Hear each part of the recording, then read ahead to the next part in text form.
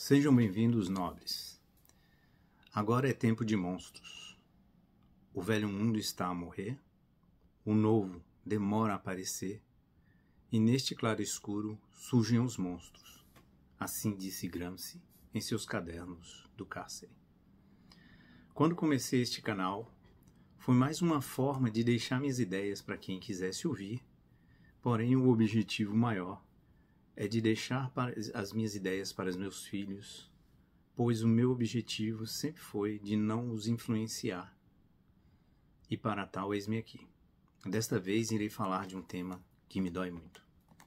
No vídeo anterior, eu postei um poema que gosto muito de Thich Nhat Hanh e se tornou muito difícil para ler, pois me causa muita dor. Os últimos anos foram muito intensos, mundialmente e doloroso, e para não me tornar um monstro, eu leio a poesia de Thich Nhat Hanh como uma forma de manter o espírito alerta, não cair na frieza, me tornar humano, pois ao lidar com monstros, eu posso me tornar um.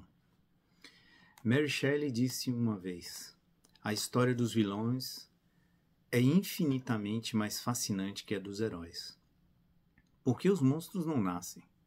Eles são forjados, não emergem do vazio ou da escuridão por acaso, mas são esculpidos pelas cicatrizes do mundo.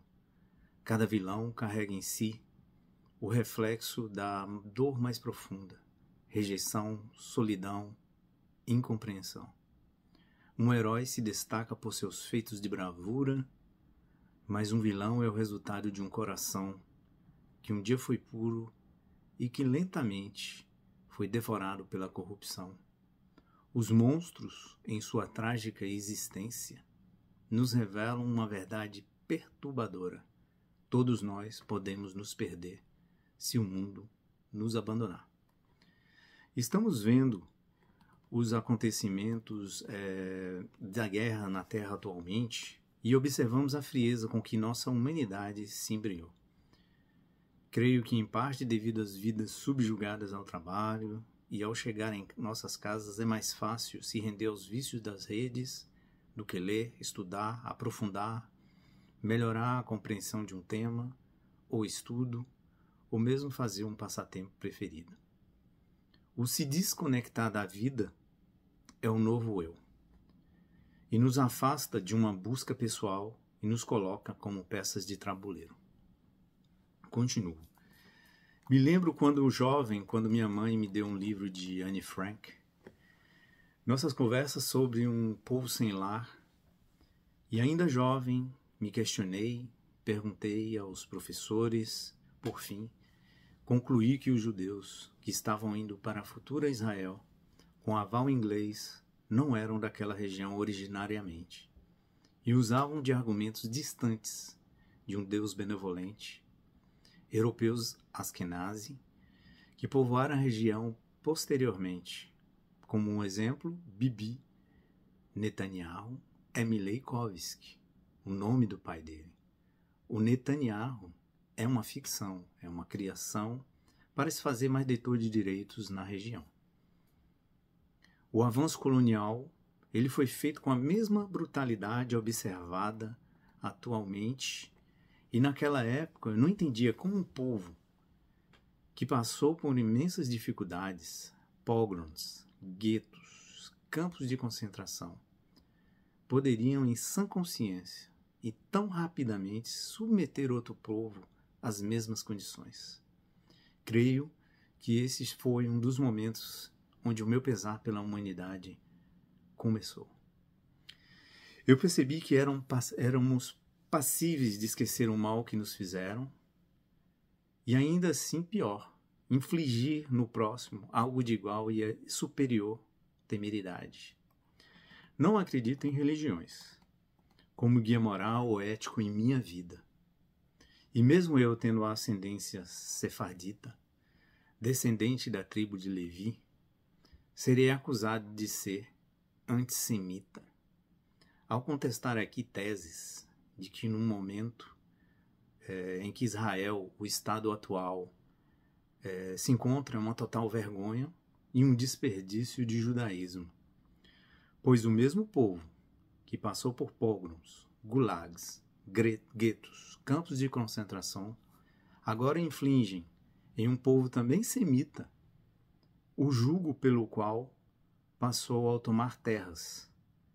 Então, o que temos é semitas contra semitas. Ora vamos. Qualquer pessoa minimamente informada sabe que o começo da presença, desde 1924, dos judeus na Palestina, foi feita com a presença de grupos terroristas. E as ações foram realizadas por paramilitares judeus, como o Irgun, o Lehi, Haganah e o Palmar. Como grande parte de um conflito entre judeus, autoridades britânicas e árabes palestinos, a respeito sempre de terras, imigração e controle da Palestina. Como exemplo, falo aqui do atentado Hotel King David, onde um ataque de bomba ao referido hotel na cidade de Jerusalém, ocorrido 22 de julho de 1946, na região do Mandato Britânico da Palestina, tendo como perpetradores os membros da organização armada sionista Irgun. O hotel servia de residência dos familiares de funcionários do governo britânico da Palestina. O ataque foi organizado por Menachem Begin, que mais tarde foi primeiro-ministro por 2 mandatos. Resultou na morte de 91 pessoas, 28 britânicos, 41 árabes, 17 judeus e 5 outros mortos de diversas etnias e ferimentos graves em outras 45 pessoas. Soldados e oficiais britânicos, oficiais das Nações Unidas, combatentes e civis palestinos e combatentes e civis judeus foram alvos e vítimas destas e outras ações. Propriedades, infraestruturas e materiais domésticos, comerciais e governamentais também foram atacados. O Irgun foi descrito como uma organização terrorista pelos governos das Nações Unidas, do Reino Unido e dos Estados Unidos. Isto em 1946, inclusive a mídia, do New York Times, e pelo Comitê Anglo-Americano de Inquérito. O Irgun foi especificamente condenado. Menachem Begin, ex-primeiro-ministro, foi também chamado de terrorista e fascista por Albert Einstein e Hannah Arendt e 27 outros intelectuais judeus à época proeminentes, em uma carta ao New York Times publicada em 4 de dezembro de 1948. Depois do atentado do Hotel David, ficou conhecida a nova era do terrorismo. Isso é história, amigos. Deixo pendente essa questão que ficou na minha cabeça desde aquela época. Eles eram guerreiros da liberdade ou eles eram terroristas?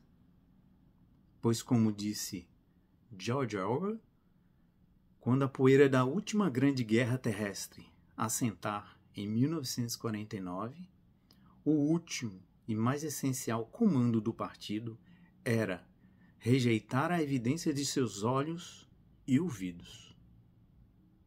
Muito obrigado e até a próxima.